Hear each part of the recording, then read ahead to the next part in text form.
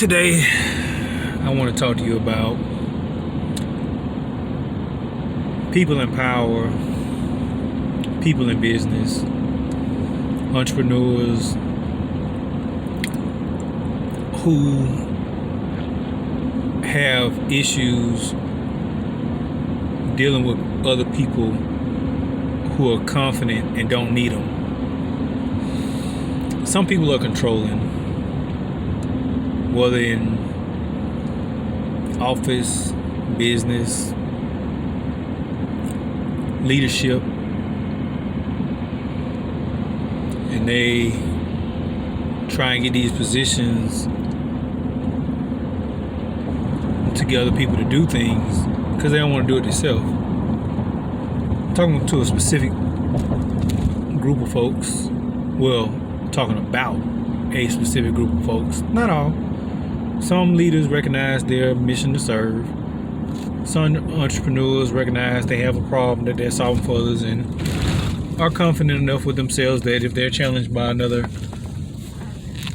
vendor, competitor, or colleague, that it's not an issue. So I had a situation where I was contracted out to perform a service for an acquaintance in similar field of one of the fields in which I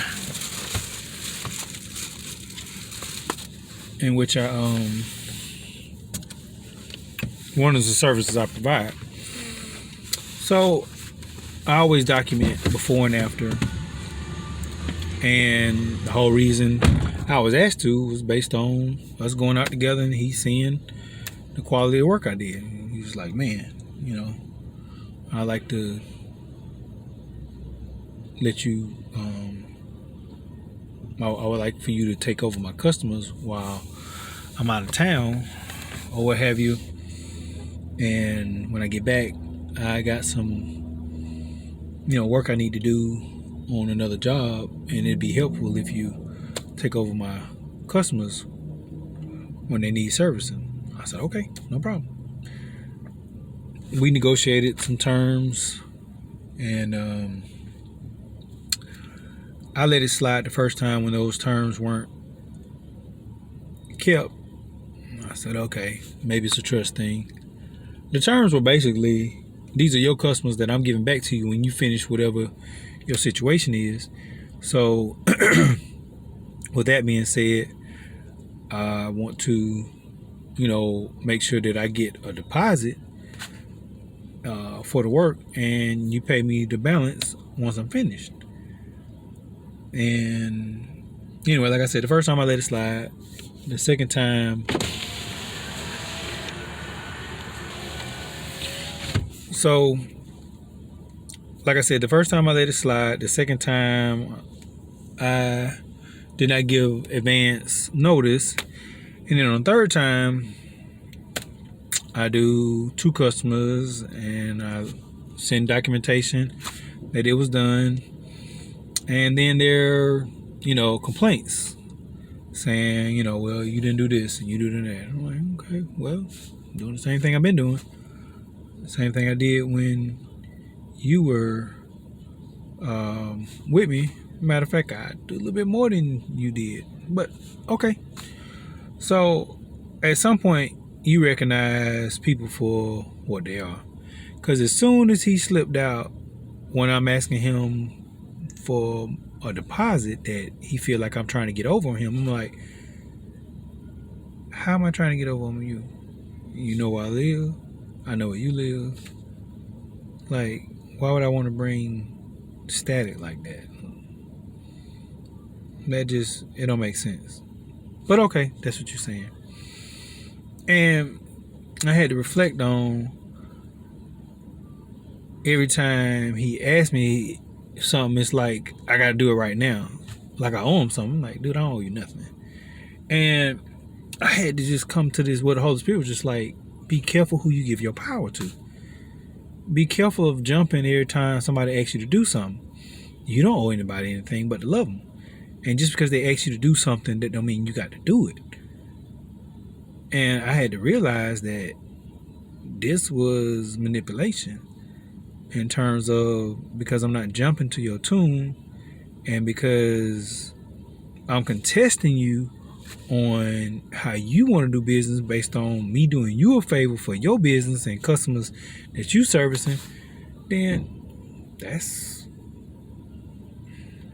okay. I get it. But because I've done so much stuff for you at a discount and free and this, that, and the other, so okay, I get it.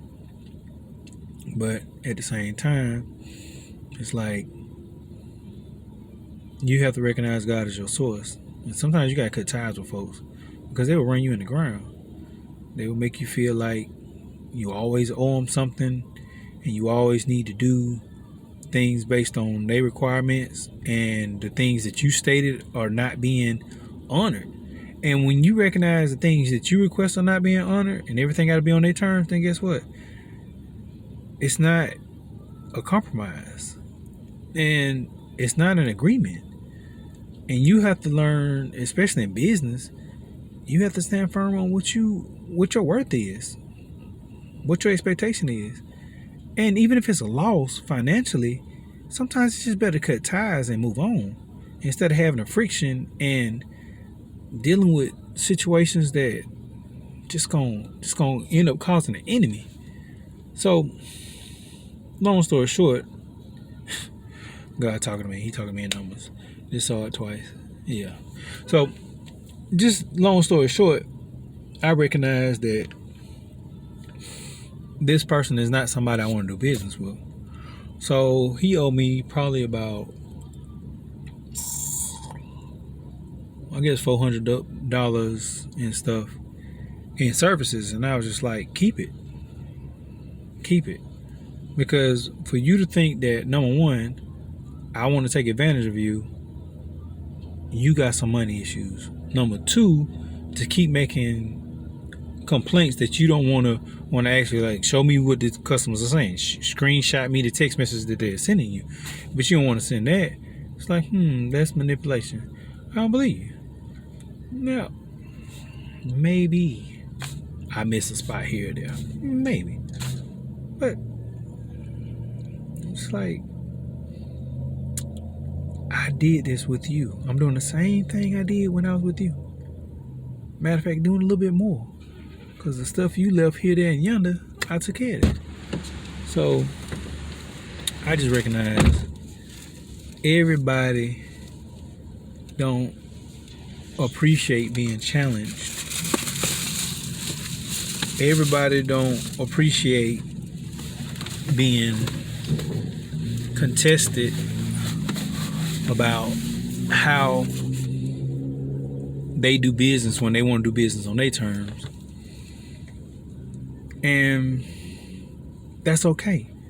You have to value yourself enough to say, I don't want to do this on your terms, so I will gracefully back out. If you don't want to pay me, that's your choice. God is my source. I'm not going to worry about that, because you're going to end up suffering about that more than I will, especially when I did the same job at your house and you didn't have one complaint about it, not one, and did the same quality of work at these other properties. So you have to watch people and let them buy themselves short sometimes. And even when dealing with people in leadership, I worked for several different leaders when I was in education, whether it was a supervisor, principal, assistant principal, what have you. I've had mostly fair people, and I've also dealt with people who don't like to be challenged. And I'm not the disrespectful challenging type, but I am the challenging type to say, hey, that's not working. What can we do to make things work for our kids, for our situation?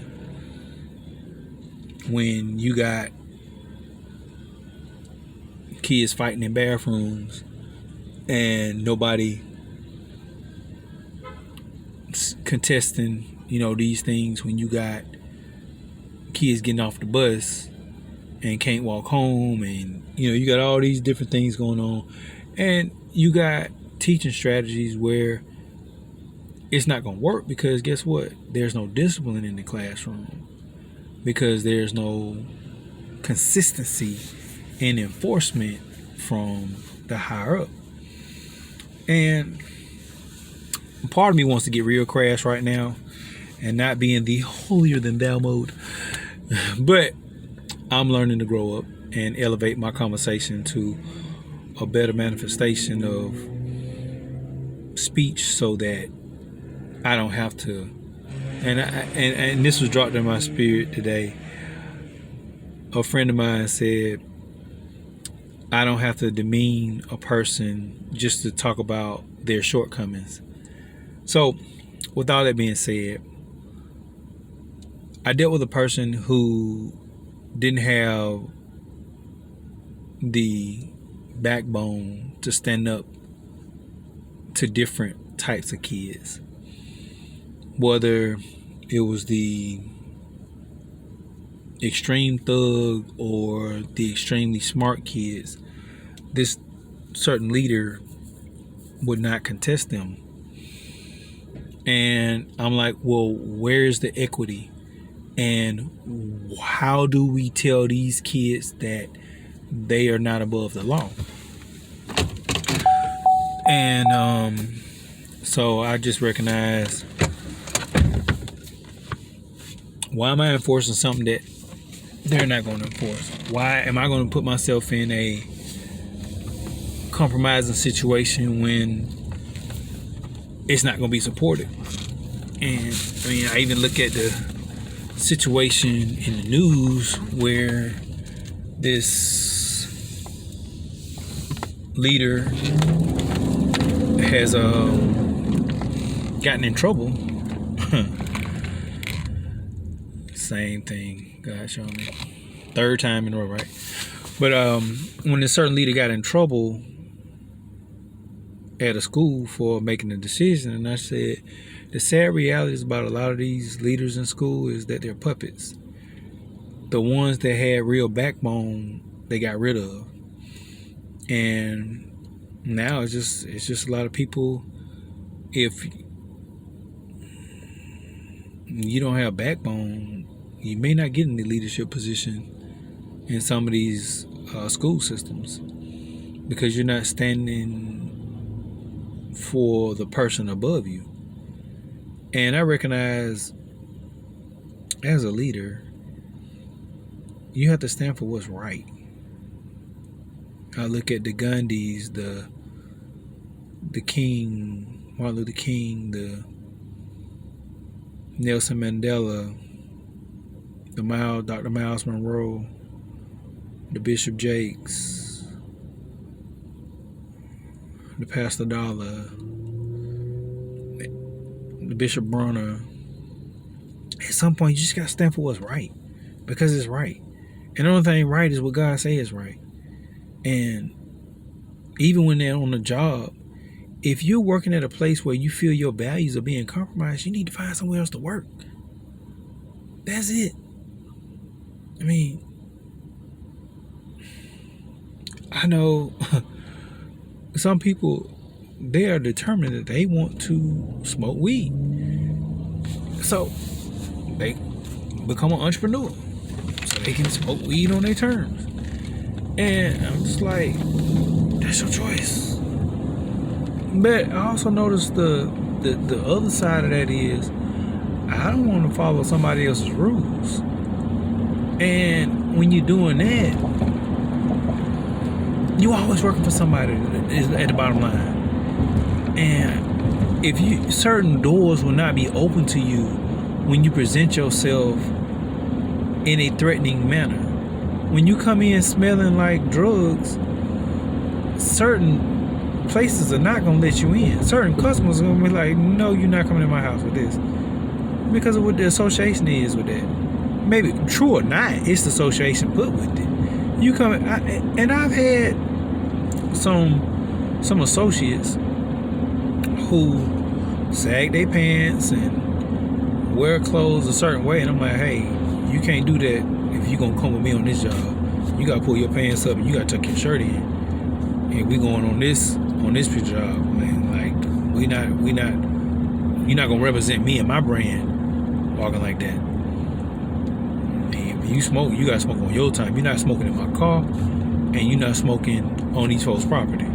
So you need to figure out before I pick you up or before you meet me at this particular location what you not gonna do, because I'm not gonna pay you.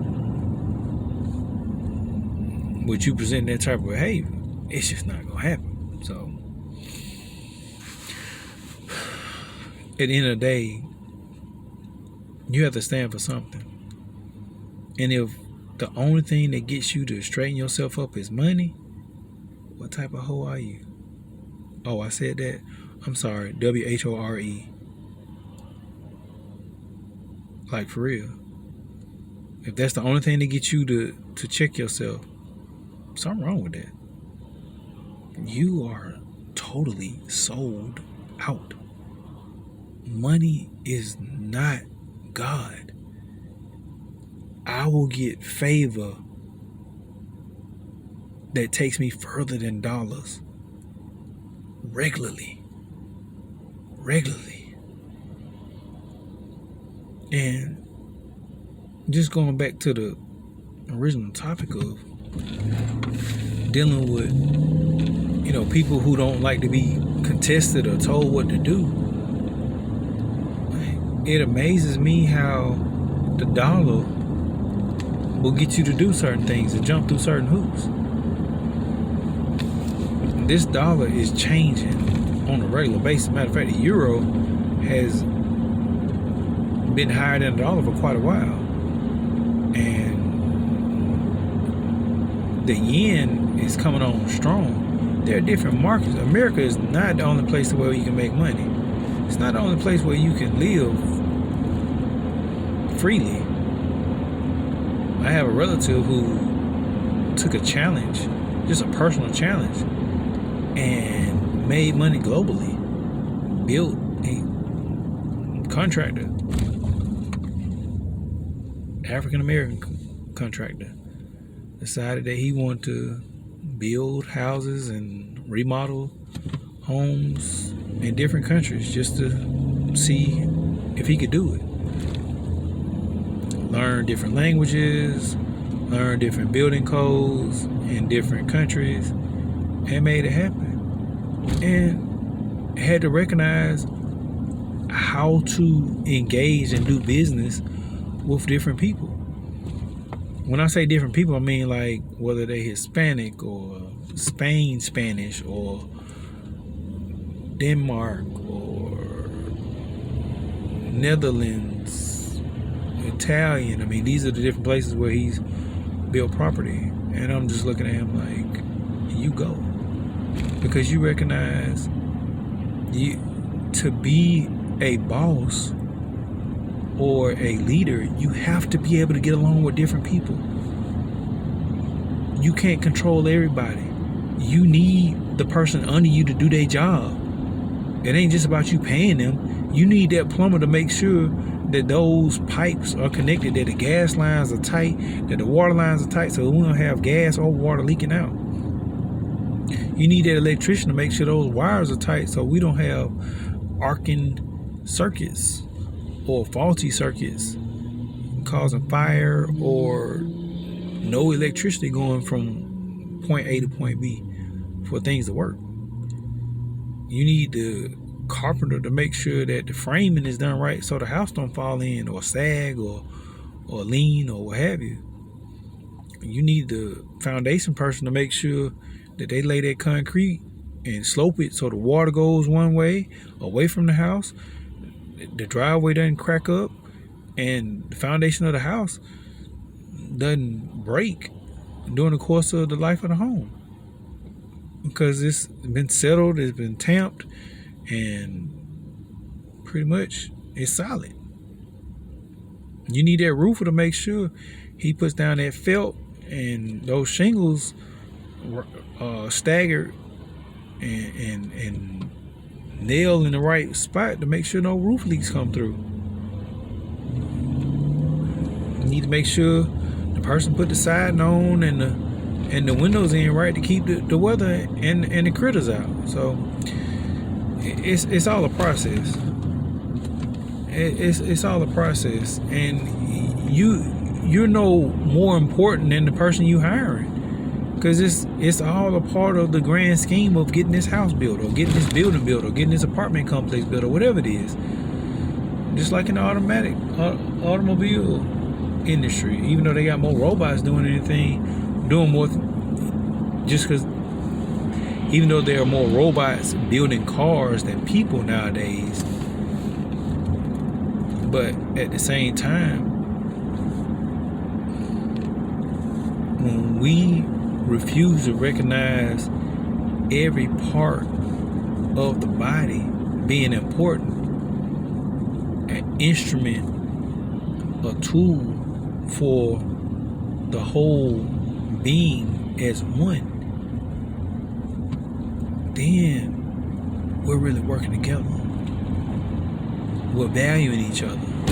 And so often people don't want to value the janitor who makes sure them trash cans are empty so they can be filled up by the kids or whatever, or whoever in the office on a daily basis. Or the cafeteria worker who making sure folks ain't hungry. Them kids not going around here hungry and angry because they hungry, and going in on teachers and administrators or whatever, or the bus driver who getting these kids back and forth to school so that we can have attendance rates and things like that. At the end of the day, just because you make more money than me, that don't make you more important than me. That makes you more responsible with those finances that you have. And I'm not gonna say more responsible than me, because I don't think anybody's more responsible than I am. Yes, I have my things I need to work on, but at the same time, I'm a very responsible person. And I recognize a lot of people pay me because they don't want to be responsible. I mean, I even look at this one customer who new word, finesse, who finessed me. Well, I'm going to be down during this time, so I need this job done by this time. So that was a lie. Finesse means deceive. And that wasn't the first time. You know, well, these people are going to be here on this day, so I need this done like right now. Okay.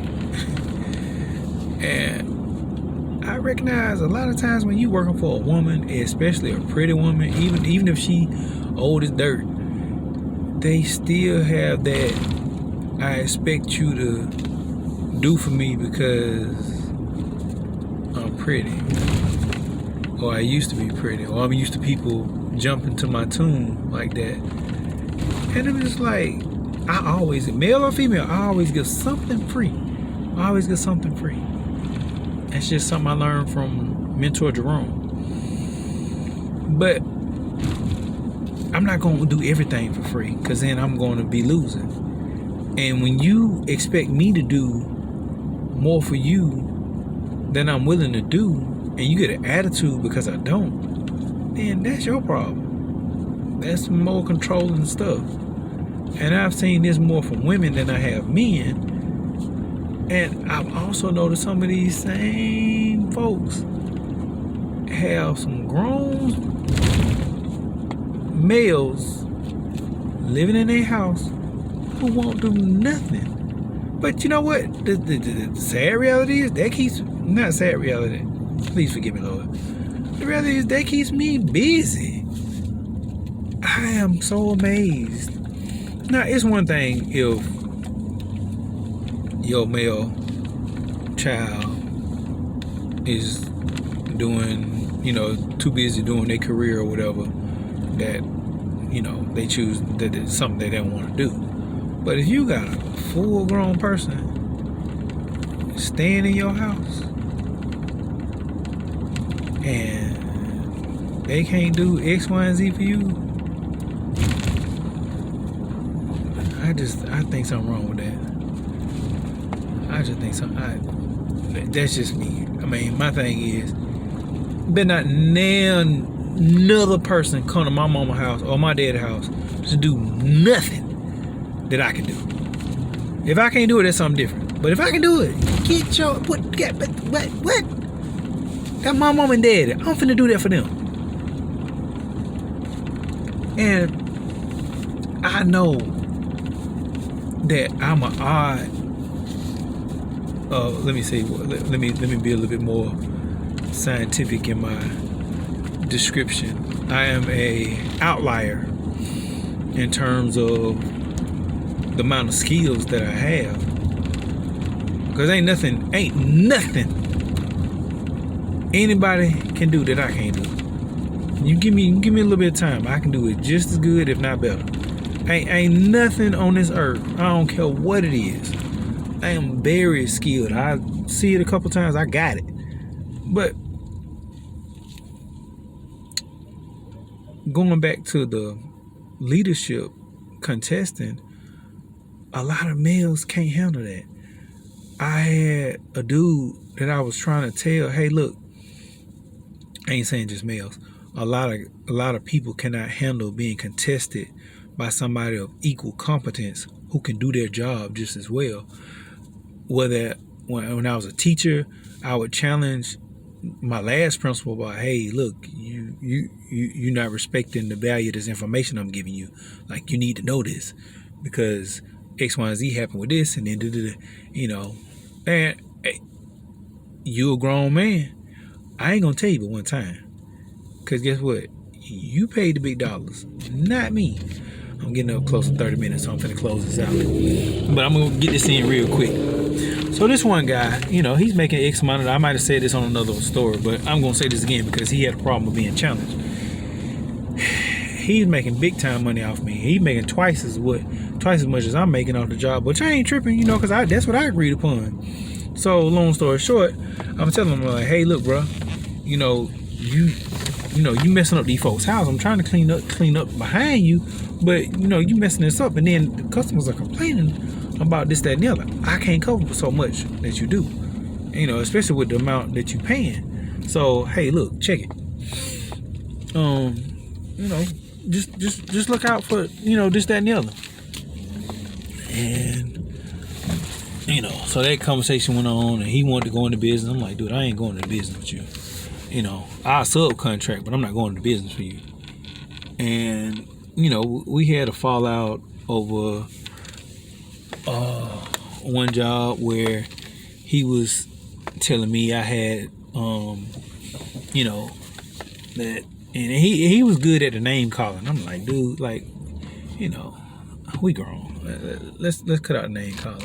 I don't mind you cussing while talking to me, but the name calling stuff, that's something that's a whole nother something or whatever. We ain't got to go there. I mean, because I'm not trying to go to blows with you or whatever. So I just I'm good on that. I'm not gonna call you back names, because then if I start calling you back names, we can fight.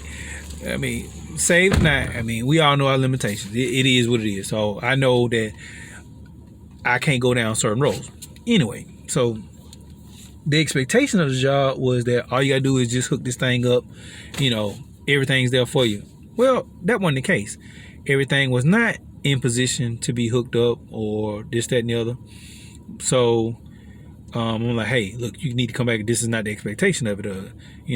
I don't like working with this particular, material. I don't like working with PVC. I think it's cheap. I know how to do it, but I think it's cheap. So, like, I don't want to have to spend more money on this. I'm doing this as an emergency job. Call out to, do this, that, and the other. So it was just like, okay, cool. So I'm every sort of name under the sun, every punk, every B, all this, and I'm like, okay, cool. So long story short, I said, okay, I'm all that.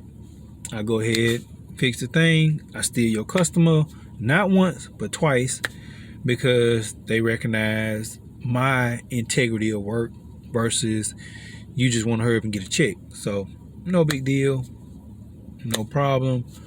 We can cut ways. But at the same time, you're not going to handle me on the terms based on your convenience when it's your convenience. It's your convenience to say, hey, I left this in this position, but it's not the position that it needed to be in for whatever new thing that you put in to be installed. It was a water heater. So it's just like, if I can test you on something that you wrong on, how you gonna make me wrong for saying, hey, this is not the agreement for me to finish off your work. You need to come finish off your own work. So anyhow, I'm gonna close out by saying, and I'm gonna leave some scriptures in there in the description, but I'm gonna close out saying, be careful of who you give your power to. Be careful of allowing people to manipulate and control. Be careful of being the person who attracts those type of people, because you don't take a stand for yourself. Know your worth. Know that everyone is not going to agree, and that's okay. It's how we disagree. We don't have to agree on everything, but how we disagree is key. When we disagree, when we gotta go name calling and all that, that's wrong. When I have to manipulate and lie to get my point across, that's wrong. When I do not value the people working around me, for me, or with me, that's wrong. When I cannot encourage and I'm sadly discouraged and giving destructive or critical negative criticisms, that's wrong. It's not fair. So think about how you want to lead, how you can lead without demeaning or discouraging the people around you, how you can manage your funds so you don't have to manipulate other people based on that situation, how you can objectively describe what is not right about a situation. For example, take pictures. That's good in business. Take pictures. And please don't go into business and be illiterate. Please don't go into business and you can't read or properly write things down. Nobody knows what you're talking about. When you in business and you texting with code and slang, nobody knows what that means. It will not hold up in court. Text messages do, but when